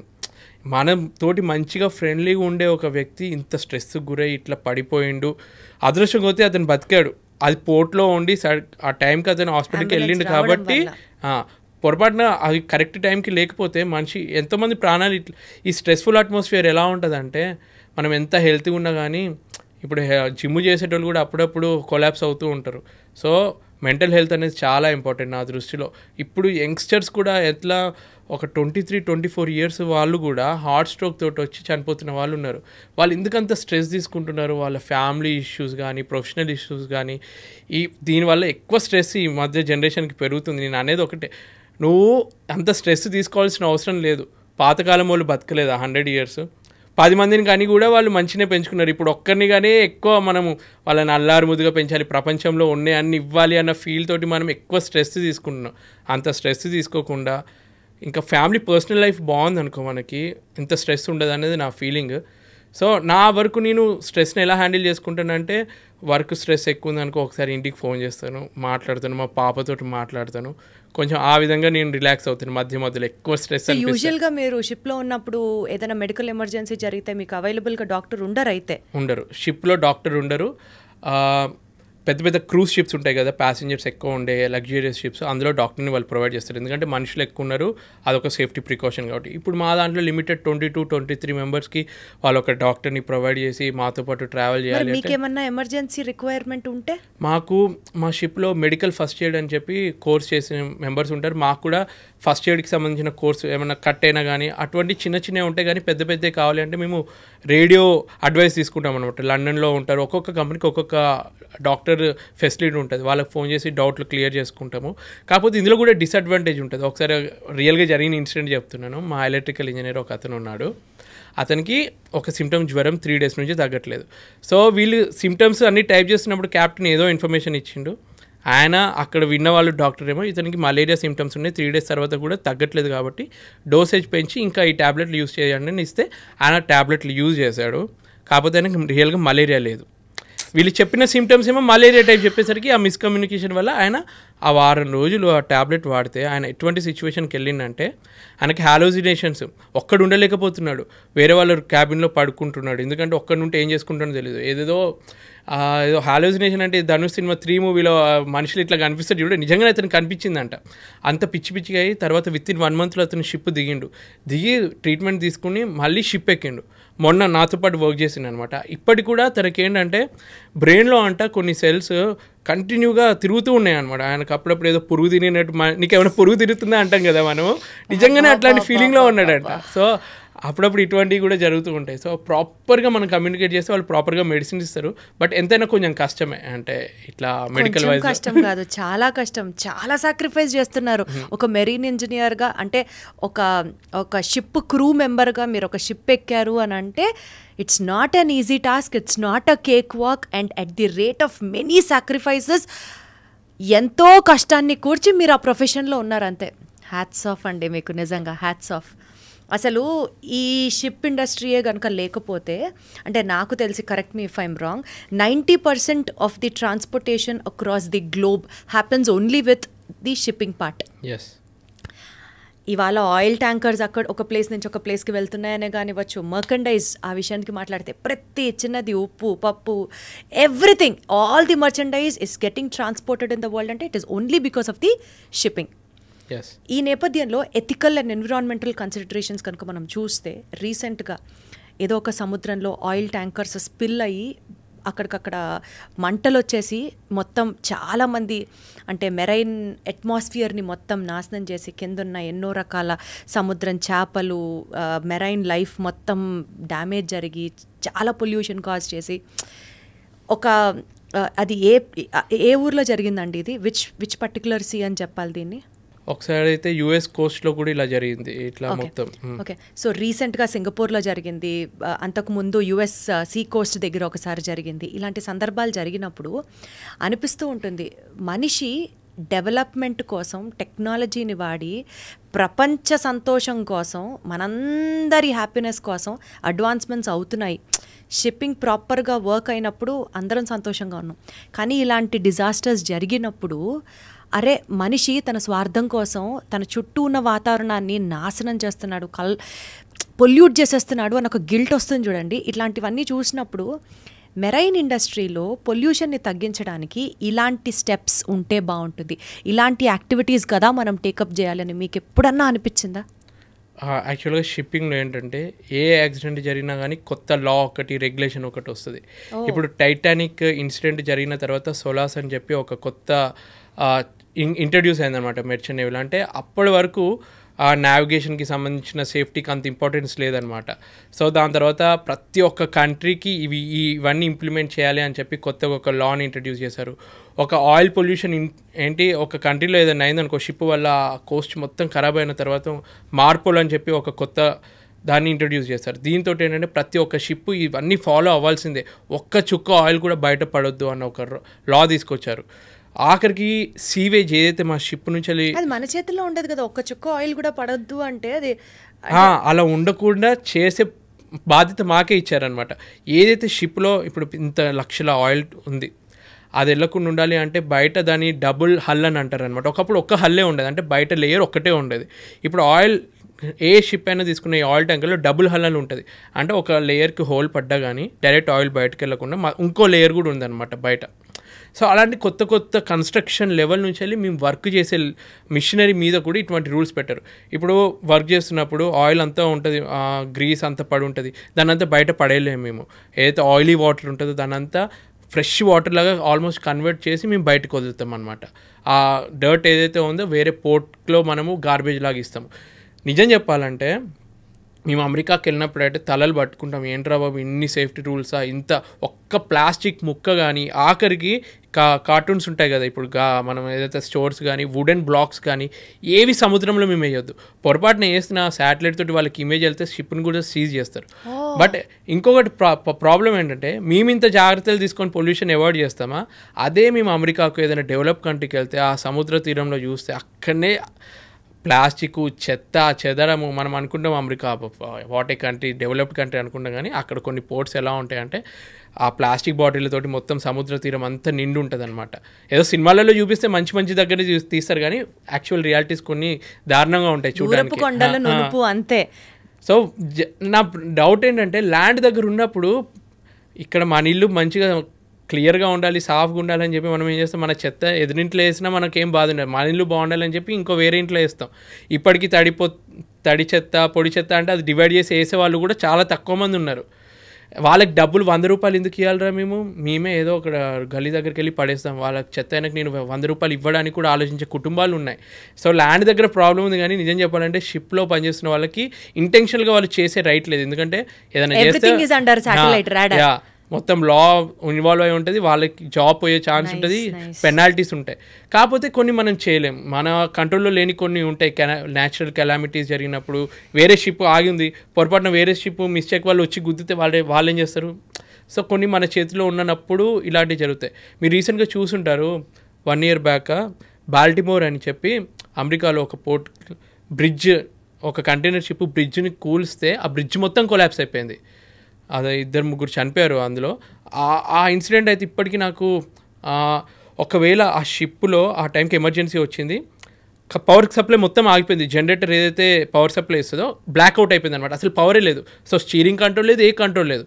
సో స్టీరింగ్ కంట్రోల్ లేనప్పుడు ఏమైందంటే ఏదైతే బ్రిడ్జ్ యొక్క బీమ్ ఉంటుందో ఆ బీమ్కి గుద్దుకొని ఆ షిప్ గుద్దుకోగానే అది మొత్తం బీమ్ కూలిపోయి ఆ బాల్టిమోర్ ఆ బ్రిడ్జ్ మొత్తం కూలిపోయింది అనమాట. కాకపోతే ఇక్కడ బెస్ట్ పార్ట్ ఏంటంటే షిప్లో ఉన్న క్రూ ఇక్కడ ఎమర్జెన్సీ ఉంది అని చెప్పి క్యాప్టెన్కి ఇన్ఫార్మ్ చేస్తే క్యాప్టెన్ అథారిటీస్కి ఇన్ఫార్మ్ చేశాడు, మా షిప్ కంట్రోల్లో లేదు. ఇప్పుడు ఆ బ్రిడ్జ్ వాళ్ళు ఏం చేసిండ్రు, కంట్రోల్ లేదని చెప్పగానే అక్కడ నుంచి వచ్చే వెహికల్స్ ఇక్కడ నుంచి వచ్చే వెహికల్స్ అన్నిటిని ఆపిండ్లు. వండర్ఫుల్. ఆపగానే మధ్యలో ఇప్పుడు ఏమైందంటే ఆ వర్క్ చేస్తున్న కొందరు ఉంటారు కదా ఆ బ్రిడ్జ్ మీద, కొన్ని రిపేర్ వర్క్ జరుగుతారు, వాళ్ళకి ఇన్ఫర్మేషన్ అందలేదు.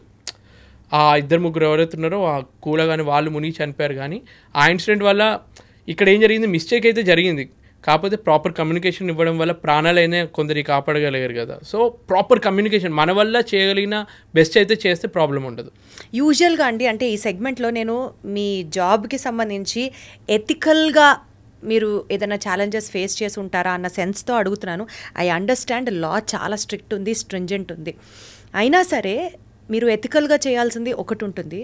కానీ ఇక్కడ నార్మల్ జాబ్స్ లాగా, ఇక్కడ గవర్నమెంట్ జాబ్స్ లాగా, లేకపోతే ఆ మ్యాటర్కి వస్తే ఏ జాబ్ అయినా సరే కొన్నిసార్లు హైయర్ అథారిటీస్ చెప్పింది మనకు నచ్చకపోయినా సరే we have to do it, assuming my boss is always right అనుకుంటూ ఉంటాం. మీ ప్రొఫెషన్లో కూడా మీ కెరియర్లో కూడా అట్లాంటి సందర్భాలు ఉంటాయా? ఎథికల్గా మీ మనసు ఇదే చేయాలంటుంది, కానీ మీ seniors pressure, superiors pressure, senior officers pressure అట్లాంటివి ఉంటాయా మీకు కూడా? ఇప్పుడు ఎంత మనీ ఇన్వాల్వ్ అయితే అంత టెన్షన్, అన్నీ వాళ్ళు చెప్పిన ప్రతిదీ వినాల్సి వస్తుంది.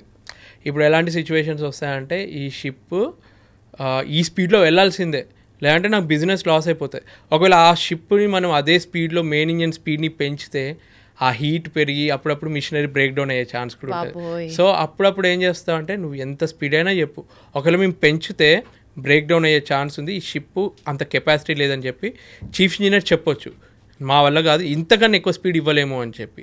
అటువంటి డెసిషన్స్ మేము తీసుకోగలం. కాకపోతే కొన్ని సిచ్యువేషన్స్ ఎలా ఉంటాయంటే ఒక కంట్రీకి షిప్ వచ్చింది, అక్కడ ఒక సర్వే జరుగుతుంది, ఆ సర్వే పాస్ అవుతే ఆ షిప్కి బిజినెస్ ఎక్కువ అవుతుంది. ఆ సర్వేలో మన మిషనరీకి కొన్ని డిఫెక్ట్స్ ఉన్నాయి, ఎవరైతే ఇన్స్పెక్షన్కి వస్తారో ఆయన ముందు ఆ డిఫెక్ట్స్ అన్ని కవరప్ చేయాలి. ఇప్పుడు మా పని ఏంటి, రిపేర్లు అన్నీ మేము చేయాలి కరెక్టే, కాకపోతే సడన్గా ఏదైనా రిపేర్ ఆ టైంకి వచ్చింది అనుకో ఆయన కనిపించకుండా కొన్ని కవరప్ చేసేటి ఇటువంటి కొన్ని ఉంటాయి అనమాట. అంటే లేదంటే దాని spare part, important spare part ఎందుకు లేదు, అదొక లైఫ్ సేవింగ్, ఒక 2 లైఫ్ జాకెట్లు ఉండాల్సిన టైంలో ఒకటే లైఫ్ జాకెట్ ఉంది. సో ఇటువంటి ఏంటంటే మేము ఆర్డర్ చేసామండి ఆల్రెడీ. అంటే మీరు కొన్ని మేనేజ్ చేయడం వేరు, బికాస్ ఆఫ్ యువర్ సీనియర్ చెప్పడం వల్ల, సీనియర్ ఆఫీసర్ చెప్పడం వల్ల మీరు ప్రెషర్ తీసుకున్న సందర్భాలు కూడా ఇక్కడ జరుగుతాయా అంటున్నా.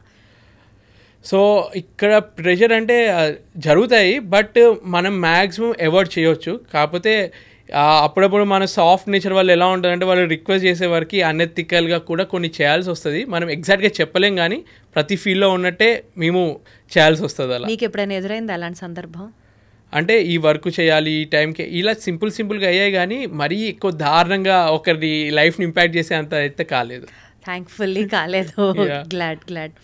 ఇందాక మీరు మాటల్లో సీజ్ ద షిప్ అన్నారు, గుర్తుందా? ఇప్పుడు అది సోషల్ మీడియాలో ట్రెండ్ అవుతున్న సబ్జెక్ట్. పవన్ కళ్యాణ్ గారు ఒక పోర్ట్కి, కాకినాడ పోర్ట్కి వెళ్ళి అక్కడ అక్రమంగా బియ్యాన్ని తరలిస్తున్నారు అని తెలుసుకొని సీజ్ ద షిప్ అని అంటారు. అది ఇప్పుడు సోషల్ మీడియాలో it is like super duper trending. అలాంటి సందర్భాలు మీరు ఏమైనా ఎన్కౌంటర్ చేశారా? నేను విన్నాను. చాలా ఇప్పుడు ఏదున్నా కానీ సినిమాలో చూపించేది ఒక గ్లోరిఫై చేసి చూపిస్తాం, ఎందుకంటే జనాలకి మాస్ ఎంటర్టైన్మెంట్ కావాలి కాబట్టి.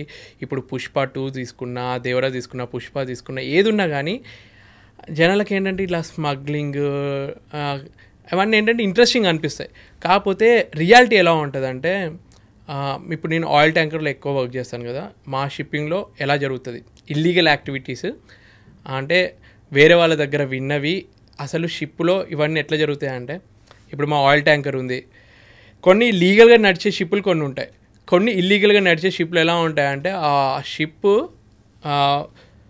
ఒక ప్లేస్కి వెళ్ళి అక్కడికి వెళ్ళి యాంకర్ వేసి అక్కడ వాళ్ళన్ని పవర్ సప్లై ఆఫ్ చేసుకొని వాళ్ళకి సంబంధించిన జీపీఎస్ రెడార్ అన్నీ స్విచ్ ఆఫ్ చేసి పెట్టుకుంటారు. కొందరికే తెలుస్తుంది వాళ్ళ పొజిషన్ ఎక్కడుందో. ఆ పొజిషన్కి వేరే వాళ్ళు వచ్చి అందులో అంత గూడ్స్ అంటే పెట్రోలో, డీజిలో, క్రూడ్ ఆయిలో ఎక్కిస్తారు. అక్కడ నుంచి అలా స్టార్ట్ అయ్యి మళ్ళీ ఏదైతే సీక్రెట్ ప్లేస్కి ఏదైతే కంట్రీకి వెళ్ళాలో ఆ కంట్రీకి వెళ్ళి అక్కడ డిశ్చార్జింగ్ చేస్తుంది. ఆ డిశ్చార్జింగ్ ఇప్పుడు రష్యా యుద్ధం చేస్తుంది కదా యుక్రెయిన్ మీద. సో కొన్ని కంట్రీస్ రష్యాకి మీరు సప్లై చేయొద్దు అని చెప్పి శాంక్షన్స్ వేస్తుంది అనమాట. అలానే కొన్ని కంట్రీస్ ఇరాన్, ఇరాక్, కొన్ని కంట్రీస్ దగ్గర ఆయిల్ తీసుకోవద్దని చెప్పి అమెరికా కొన్ని రిస్ట్రిక్షన్స్ పెడుతుంది. అయినా కానీ కొందరికి జరగాలి, బిజినెస్ జరగాలి కాబట్టి వీళ్ళు ఇల్లీగల్గా ఏం చేస్తారంటే ఇట్లా పొజిషన్స్, దీన్ని గోస్ట్ షిప్స్ అని అంటారు అనమాట. అంటే తెలియకుండా మేనేజ్ చేస్తారనమాట. ఇట్లా షిప్పింగ్లో కొన్ని జరుగుతాయి. ఇంకొన్ని కంట్రీస్లో ఎలా జరుగుతుందంటే ఒక 1000 tons ఆఫ్ ఆయిల్ ఉంది, వాళ్ళు అఫీషియల్గా చూపించేది 900 tons ఉన్నట్టు చూపించి మిగిలిన 100 tons ఆఫ్ ఆయిల్ని వాళ్ళు డైరెక్ట్గా డీల్ చేసి అమ్మడము. ఇవన్నీ కొన్ని ఏంటంటే చీప్ కంపెనీస్ కొన్ని ఉంటాయి చూడు, మాఫియా అంటారు వీటిని. అట్లా జరుగుతూనే ఉంటాయి. దొరికినోడికి ఆరోజు దొరుకుతాడు, దొరకకపోతే వాడే సంపాదించుకుంటూ పోతాడు. అలా నాకు తెలిసినంతవరకు నేను ఇలా విన్నాను అనమాట. ఇప్పుడు కొందరు అందులో వర్క్ చేసిన వాళ్ళ దగ్గర నుంచి తెలుస్తుంది అది ఇదేదో జరుగుతుంది మనకు చెప్పకుండా. అంటే వాళ్ళకి డౌట్ వస్తుంది కదా, ఇవాళ 900 tons అన్నారు, 1000 tons ఇస్తున్నారు, ఇంకా 100 tons చెప్పకుండా ఇస్తున్నారు, అందరు డబ్బులు డిస్ట్రిబ్యూట్ చేసుకున్నారు. ఒక టైంలో ఎలా ఉండేదంటే సిచ్యువేషను, వాళ్ళ బెడ్ కింద మొత్తం డబ్బు కూడా నింపుకుని ఒక 20 ఏళ్ల క్రితం రూల్స్ అంతా ఎక్కువ ఉండేవి కాదు, కస్టమ్స్ వాళ్ళంతా పట్టించుకునేటోళ్ళు కాదనమాట. అలా డబ్బులు సంపాదించుకునే వాళ్ళు కూడా ఉన్నారు ఒకప్పుడు. ఏదో నెగిటివిటీ స్ప్రెడ్ చేస్తున్నట్టు కాదు, నేను విన్న కథలే, నేనేదో చూసి చెప్తున్నా అని క్వశ్చన్ వేస్తారేమో చూసేవాళ్ళు. నేను విన్నవి ఏదో మామూలుగా నాకు తెలిసింది ఇలా చెప్తున్నాను. ఎస్పెషల్లీ నేవీకి సంబంధించిన ఎక్సైజ్ డిపార్ట్మెంట్ వాళ్ళు బీభత్సంగా సంపాదిస్తారు అని కూడా విన్నాను. ఎందుకంటే most amount of illegal transportation happens through shipping అన్నది కూడా ఒక పాయింట్ ఉంది. అది కరెక్టా కాదా మీరే చెప్పాలి. యాక్చువల్గా నేను నేవీకి అసలు రిప్రజెంట్ చేయను, నాది మొత్తం కమర్షియల్ షిప్పింగ్ మెర్చెంట్ నేవీ కాబట్టి. But I have lot of respect for navy. మనకేంటంటే ప్రతి ఒక్కరూ ఏదో ఒకటి ఉంటారు, ఒక 100లో ఒక్కరు ఉంటారేమో, కానీ దాన్ని బట్టి మనం మొత్తం డిసైడ్ చేయలేము. ఇప్పుడు నా దగ్గర ప్రూఫ్ లేనప్పుడు నేను వాళ్ళ మీద ఏం పాయింట్అవుట్ చేయను. బట్ ఈరోజు మీరు నేవీ గాల గురించి అడిగారు కాబట్టి ఈరోజు Indian navy day.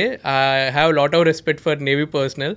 So navy personal ఈరోజు ఇండియన్ నేవీ డే కూడా ఎందుకు చేసుకుంటున్నామంటే, కరాచీలో ఒక ఇంపార్టెంట్ పోర్ట్లో 3 షిప్పుల్ని మనము ముంచేసామన్నమాట, మన ఎనిమీ కంట్రీ కాబట్టి. ఆపరేషన్ ట్రైడెంట్ అన్న నేమ్ తోటి అది సక్సెస్ఫుల్గా చేసినందుకు ఇండియన్ నేవీ డే అని ఈరోజు సెలబ్రేట్ చేసుకుంటున్నాము.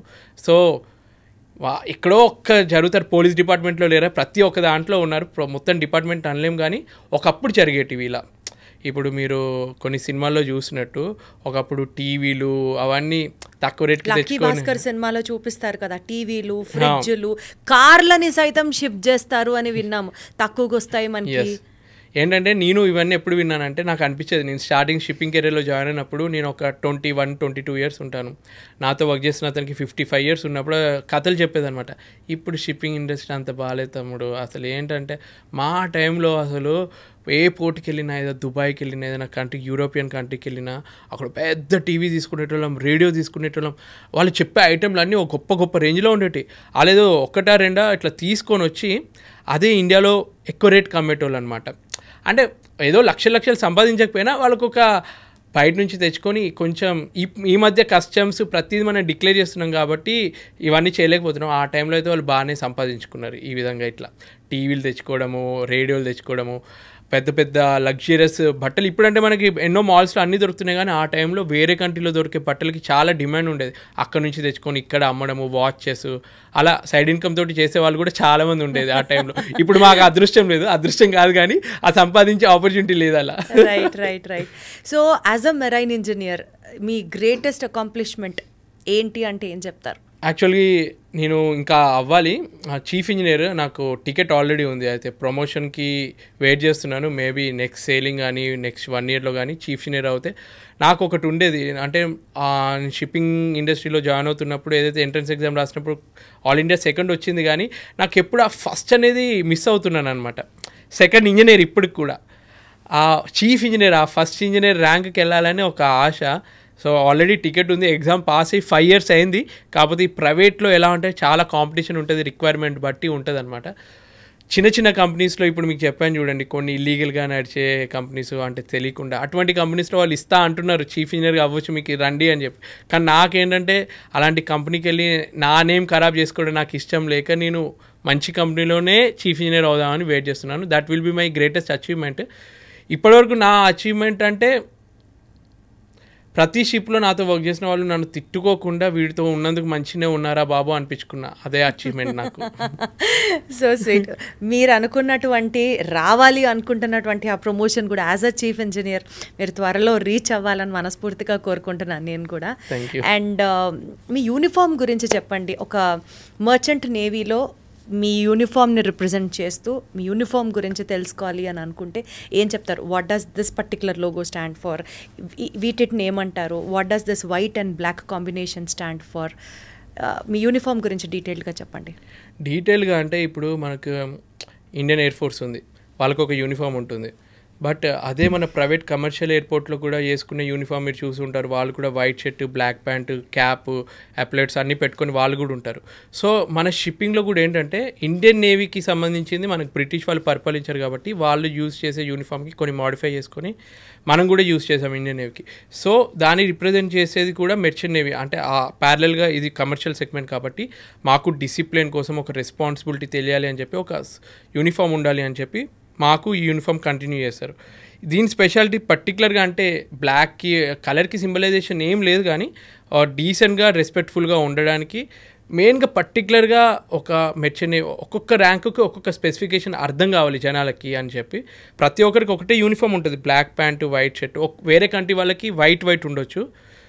మాకేంటంటే ఇది ఒక్కటి, దీంతో మా ర్యాంక్ ఏంటో తెలుస్తుంది. దీన్ని అప్లెట్ అని అంటారు. అప్లెట్. సో నేను as a junior engineer join అయినప్పుడు ఓన్లీ ఒక్కటే ఉండేది. తర్వాత 4th ఇంజనీర్, 3rd ఇంజనీర్ అయినప్పుడు ఇంకొకటి యాడ్ అయింది. తర్వాత ఇప్పుడు 2nd ఇంజనీర్ కాబట్టి ఇంకొకటి యాడ్ అయింది. చీఫ్ ఇంజనీర్ అయితే ఇంకొకటి అవుతుంది. వేరే చిన్న కంపెనీకి వెళ్తే వస్తుంది అది వెంటనే, కానీ హోప్ఫుల్లీ నెక్స్ట్ టైం ఇంటర్వ్యూకి వచ్చినప్పుడు ఆ 4 అప్లెట్స్ తోటి వస్తాను నేను. కానీ ఇంజనీర్స్కి, డెక్ ఆఫీసర్స్కి కానీ వేరే వాళ్ళకి ఎక్స్ట్రాగా మాకు ఒకటి ఉంటుంది. అంటే డెక్ ఆఫీసర్స్గా పనిచేసే వాళ్ళకి కూడా సేమ్ ఇట్లనే ఉంటుంది. 3rd officer, 2nd officer, chief officer, క్యాప్టెన్కి కూడా 4 ఉంటాయి అనమాట. ఆ క్యాప్టెన్కి కానీ చీఫ్ ఇంజనీర్కి మధ్యలో ఒక కలర్ డిఫరెన్స్ ఉంటుంది. అంటే మన మనుషుల కలర్ టైప్ కాకుండా దీంట్లో మీరు మధ్యలో పర్పుల్ కలర్ చూస్తారు చూడండి. ఈ పర్పుల్ కలర్ ఎప్పుడు వచ్చిందంటే టైటానిక్లో షిప్ మునిగినప్పుడు డెక్ డిపార్ట్మెంట్లో ఉండేవాళ్ళు, బయట ఉండేవాళ్ళు చాలామంది తప్పించుకోవడం అంటే ప్రాణాలు కాపాడుకోవడానికి లైఫ్ బోట్ మీద ఎక్కి వెళ్ళారు, కానీ ఎక్కువ మంది ఇరుక్కొని అసలు బతకలేని సిచ్యువేషన్లో చనిపోయింది. అంటే షిప్కి నిరంతరం ఆ మునిగే అంతసేపు పవర్ సప్లై ఇవ్వడానికి కృషి చేసి అందులోనే ఇంజన్ డిపార్ట్మెంట్లోనే ఉండి చనిపోయిన అనమాట. ప్రతి ఒక్క ఇంజనీర్ కూడా బతకలేదు. సో వాళ్ళకి ఇచ్చే రెస్పెక్ట్ అప్పుడు ఇంగ్లాండ్ క్వీన్ మీ ఇంజనీర్స్కి అంత రెస్పెక్ట్ ఇవ్వాలి కాబట్టి అని చెప్పి మీకు స్పెషల్గా అని చెప్పి కలర్ ఒకటి యాడ్ చేశారనమాట. సో ఇది ఒక్కటి స్పెషాలిటీ అనమాట. సో కొందరు అడుగుతారు, అంటే ప్రతి ఒక్క దగ్గర డిపార్ట్మెంట్స్ మధ్యలో కొన్ని చిన్న ఈగో ఇష్యూస్ ఉంటాయి. బట్ నాకేమనిపిస్తుంది అంటే deck department, engine department, food department 3 ఈక్వలే. బట్ నేను as an engineer I feel more మా డిపార్ట్మెంట్ ఎక్కువ అన్న ఫీలింగ్ నాకు ఉంటుంది. 100% ఉండి తీరాలండి. యాటిట్యూడ్ చాలా అవసరం. 100% మీరందరూ అక్కడ ఉన్న మెషినరీ, ఎక్విప్మెంట్, సేఫ్టీ మీరు ఎన్ష్యూర్ చేయకపోతే ఇంతమంది సేఫ్గా ట్రావెల్ చేయలేరు. అండ్ డెఫినెట్లీ అసలు షిప్ ముందుకి కదలదు కదా. సో అందరి సేఫ్టీ అంటే కేవలం మెషినరీ సేఫ్టీయే కాదు, ట్రావెల్ చేస్తున్న passenger safety is also your responsibility, which is the most important key responsibility also మనం చెప్పాలి అది. అండ్ బేసికల్గా అండి మెరిటైమ్ ఇండస్ట్రీలో ఈ పర్టిక్యులర్ చేంజెస్ వస్తే ఇంకా బాగుంటుంది అని మీరు looking forward for that change in the system ఏమన్నా మీరు సజెస్ట్ చేసేవి ఉన్నాయా?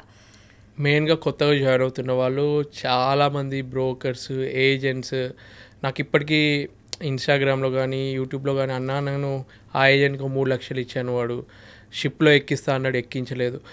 అప్పుడప్పుడు ఎలా అంటే ఆ అబ్బాయి నాకు ఫోన్ చేసి మా అమ్మతో ఒకసారి మాట్లాడతారా అని వాళ్ళ అమ్మ నాతో మాట్లాడి, నేను కూలి పని చేసుకుంటాను, మా అబ్బాయిని ఫస్ట్ టైం ముంబైకి తీసుకొచ్చిన, ఒక్కడేమొస్తాడని చెప్పి నేను కూడా వచ్చినాను. ఒక ఏజెంట్కి మేము ఏదో అప్పు తీసుకొని 3 లక్షలు కట్టినాము, పోర్ట్కి తీసుకెళ్ళిండు, షిప్ ఎక్కనియలేదు. అటువంటి నాకు కాల్స్ విన్నప్పుడు నేను అనుకుంటాను, ఎందుకు ఇంకా ఈ జనరేషన్లో కూడా నేను ఇంత చెప్పినా కానీ నేను వీడియోస్లో నేను అప్పుడప్పుడు చెప్తూ ఉంటాను, మీరు మోసపోకండి, ఏ ఏజెంట్కి డబ్బులు ఇవ్వకండి, మీరు వెళ్తే కరెక్ట్ పాత్రలో వెళ్ళండి. మన దగ్గర ఏంటంటే ప్రతి దానికి ఎవరైనా ఆశ చూపిస్తే 3 లక్షలు ఇస్తే జాబ్ ఇస్తా అంటే అది నమ్మకుండా వాళ్ళు నిజంగా గుడ్డిగా నమ్మి ఇస్తున్నారు. వాళ్ళు ఏం చెప్తారు, వాళ్ళు ఫేక్, అరే మీకు షిప్ ఇస్తున్నాం ఇంకో ఈ కంట్రీ నుంచి ఎక్కాలని ఫేక్ టికెట్లు ఒకటి ప్రింట్ చేస్తారు. ప్రతిదీ ఏది కావాలంటే అది ఫేక్గా వాళ్ళు చేసి నిజంగా జరుగుతున్నట్టు వాళ్ళని బ్లేమ్ అంటే నమ్మిస్తారనమాట. ఇక్కడ మోసం చేసేవాడి కన్నా మోసపోతున్న వాళ్ళదే తప్పు. నేను వాళ్ళకి చెప్పేది ఒకటే, మోసపోయిన తర్వాత రాకండి, ముందే మీరు కొంచెం ఆలోచించండి, ఎవరికి డబ్బులు ఇవ్వకండి. ఇప్పుడు మీరు కష్టపడి మీరు ఒక ఇన్స్టిట్యూట్లో చదివిండ్రు, మీ ఓన్గా వెళ్ళి ప్రతి కంపెనీ డోర్ దగ్గరికి వెళ్ళి మీరు అడుక్కోండి, నేను కష్టపడితే నేను ఫ్రీగా అయినా చేస్తాను, ఒక షిప్లో నాకు జీతం ఇవ్వకండి, నేను ఫ్రీగా అయినా చేస్తా, కానీ ఇట్లా ఎదురు డబ్బు ఇచ్చి మీడియేటర్కి, ఏజెంట్లకి ఇవ్వకండి అని చెప్తూ ఉంటాను. మెయిన్గా మన ఇండియాలో అయితే చాలా ఎక్కువ ఉంది. అంటే ఇప్పుడు మన శ్రీకాకుళం సైడ్లో కళింగపట్నం అనే ఒక ప్లేస్ ఉంది, అక్కడ ప్రతి ఇంటికి ఒక సీఫేర్ అని ఉంటారనమాట. గుజరాత్లో కొన్ని ప్లేసెస్, ఇట్లాంటి ప్లేసెస్లో ఏంటంటే ఆ జనాలకి డెస్పరేట్ ఉంటారనమాట, ఎట్లయినా షిప్ ఎక్కాలి. వాళ్ళకి ఒక పాత అనమాట, ఈయనకి ఒక ఆయన 3 లక్షలు ఇచ్చిండంట, షిప్ దొరికిందంట, ఆయన ఎట్లా షిప్ ఎక్కిండు కదా, ఇంకా 10 మంది ఇస్తారు, వాడేదో 2-3 ఇస్తాడు, మిగిలిన డబ్బులు వేసుకొని పారిపోతాడు, డబ్బులు ఒక్కసారి వచ్చిన తర్వాత. సో ఇదొకటి తప్పు, ఇది ఇండస్ట్రీది అని చెప్పను, ఇస్తున్న మా జనాలదే తప్పు, అలా నమ్మకండి అన్నది మెయిన్గా చెప్తున్నాను. ప్లస్ ఏంటంటే ఇవన్నీ కొన్ని ఇన్స్టిట్యూట్స్ కూడా ఉన్నాయన్నమాట, కొన్ని చెత్త ఇన్స్టిట్యూట్ వితౌట్ లైసెన్స్, ఏదో చీప్గా వాళ్ళు ఒక 2 లక్షలు 3 లక్షలు కోర్స్ చేపిస్తే మీకు షిప్ ఇస్తామని చెప్పి ఆ ఇన్స్టిట్యూట్ వాళ్ళకి జాబులు ఇప్పిస్తా అని చెప్పి డబ్బులు తీసుకొని ట్రైనింగ్ ఇచ్చిన తర్వాత కూడా షిప్పులు ఇవ్వరనమాట, స్పాన్సర్షిప్ ఇవ్వరనమాట. సో అటువంటి కంపెనీస్ చాలా, అంటే ఇన్స్టిట్యూట్స్ చాలా ఉన్నాయి. వాటన్నిటి మీద లీగల్ యాక్షన్ తీసుకునే సిస్టమ్ రావాలి. నా మెయిన్ ఏంటంటే ఇప్పుడు సోషల్ మీడియాలో నాలాంటోడు ఇంకా ఎవరైనా ఉంటే వాళ్ళందరినీ చూసి, అబ్బా ఆయన మంచిగా ఉన్నాడు, మంచి పేరు తెచ్చుకున్నాడు, మంచి సంపాదిస్తున్నాడు, ఇట్లా కూడా నాకు కొడుకు అవ్వచ్చు, నేను కూడా ఇట్లా అవ్వాలి, నాకు తిరగాలని ఉంది, అన్ని పాజిటివే చూస్తున్నారు. కాబట్టి కింద బయట కనిపిస్తున్న అది చూస్తున్నారు, కానీ కింద ఎంత డర్ట్ ఉంది, ఎంత చెత్త చెదరం ఉంది, అవన్నీ వాళ్ళు అబ్జర్వ్ చేయట్లేదు. అవన్నీ కూడా ఉంటాయి. అంటే నాకు లక్ బాగుండి నేను ఏదో గవర్నమెంట్ కంపెనీ ద్వారా తెలియకుండా నేను ఈ దారిలోకి వచ్చాను, కానీ ఈ కాలంలో అయితే ఈ క్రేజ్ని యూజ్ చేసుకొని చాలామంది మోసాలు చేస్తున్నారు. సో ఈ మోసాలు బేసికల్గా అసలు what is the right procedure to get in to merchant navy అండి? మీరు ఒకవేళ ఇంజనీరింగ్ చేస్తే, మెకానికల్ ఇంజనీరింగ్ కానీ మెరైన్ ఇంజనీరింగ్ చేస్తే మీరు జాబ్ తెచ్చుకోవడానికి, ఒకవేళ నేను మెకానికల్ ఇంజనీరింగ్ చేస్తాను, నేను కంపెనీస్ అప్లై చేసినట్టే మీకు నోటిఫికేషన్స్ వస్తాయి. ఇప్పుడు అడ్డమైన చెత్త అంతా జనాలు చూస్తున్నారు, ఇన్స్టాగ్రామ్లో ఏవేవో చూస్తారు. దాని బదులు మీరు ఎంప్లాయ్మెంట్కి సంబంధించినవి గూగుల్లో ఎన్నో సైట్స్ ఉంటాయి. ఒకప్పుడు మాకు ఎంప్లాయ్మెంట్ న్యూస్ అని చెప్పి ఒక న్యూస్ పేపర్ వచ్చేది, అది తీసుకోండి. అటువంటివి తీసుకుంటే మీకు ప్రతి ఇన్ఫర్మేషన్ వస్తుంది. షిప్పింగ్కి సంబంధించినవి కూడా కొన్ని ఉంటాయి, అట్లా సిఎన్ జాబ్ అని చెప్పి కొన్ని ఉంటాయి అనమాట. అవన్నీ చూసుకొని మీరు కంపెనీకి సంబంధించిన ఈమెయిల్ ఐడికి మీరు అన్ని మెయిల్ చేయండి, నాకు జాయిన్ అవ్వాలని ఉంది. ఫస్ట్ ట్రైనింగ్ కోసం ప్రాపర్ ట్రైనింగ్ ఇన్స్టిట్యూట్, లైసెన్స్ ఉన్న ఇన్స్టిట్యూట్ని వెతుక్కోండి. అవన్నీ మీకు dgshipping.gov.in తెలుస్తుంది. దీనికే లైసెన్స్ ఉంది, దీనికే RPSL నెంబర్ ఉంది అని చెప్పి లైసెన్స్ ఉన్న ఇన్స్టిట్యూట్లోనే జాయిన్ అవ్వండి. జాయిన్ అయ్యే ముందు కూడా అందులో చదివిన వాళ్ళకి జాబ్స్ వచ్చాయా, షిప్ నిజంగా ఎక్కుతున్నారా, దాని ప్లేస్మెంట్స్ ఎట్లున్నాయో మీ భవిష్యత్తు కోసం మీరే రీసెర్చ్ చేసి మీరు జాయిన్ అవ్వాలి. ఒకరు వచ్చి మీకు అది బాగుంటుందని నోటి వరకు ముద్ద తెచ్చి ఎవ్వరు పెట్టరు. ఈ కాలంలో ఎవ్వరు బిజీలో వాళ్ళు ఉంటారు. మీరు తెలుసుకొని మీరు రీసెర్చ్ చేసి మంచి ఇన్స్టిట్యూట్లో జాయిన్ అవ్వండి. తర్వాత కూడా జాబ్ రాకపోతే మీరు కష్టపడండి, ముంబై కానీ వైజాగ్ కానీ ఏదైనా చెన్నై కానీ వెళ్ళి అక్కడ ఒక 6 నెలలు తిరగాల్సిందే.